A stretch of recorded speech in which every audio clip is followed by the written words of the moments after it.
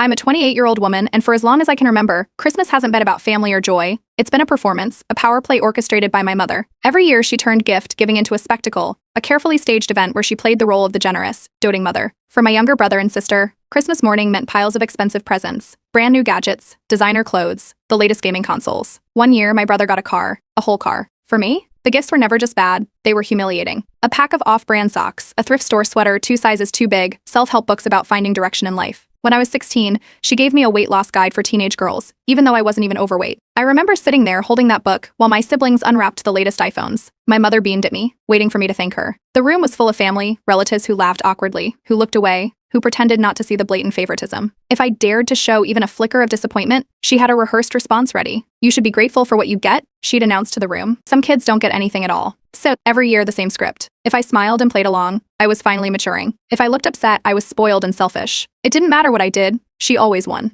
My dad never stepped in. He'd sit there, sipping his coffee, telling me later not to take it personally. The second I turned 18, I started building my escape. I took extra shifts at work, saved every penny, and moved out the moment I had enough to rent a small apartment. I stopped going home for Christmas, citing work, or travel plans. It took a few years, but eventually I carved out a life for myself. A career, a place of my own, a sense of peace. Then came the guilt trips. "You're ruining the family," my mother would say over the phone. "Your siblings miss you. Do you really want to break us apart like this?" It took a while, but she wore me down. I convinced myself that maybe, after all these years, things had changed. Maybe she had changed. I agreed to come home for Christmas. That year was a mistake. The decorations were the same as always, twinkling lights, a towering tree, a table stacked with expensive gifts. My mother greeted me with a smile that didn't reach her eyes. The gifts were handed out, one by one. My sister got a designer purse, my brother a top-of-the-line laptop. When it was my turn, my mother handed me a single envelope, a wide grin on her face. I opened it. Inside was a printed-out list, life tips for late bloomers. Certain lines had been highlighted, advice about better money management and taking responsibility for your future. I stared at the paper, then looked up. My mother was watching, waiting. I didn't react. I smiled, tucked the paper back into the envelope, and thanked her.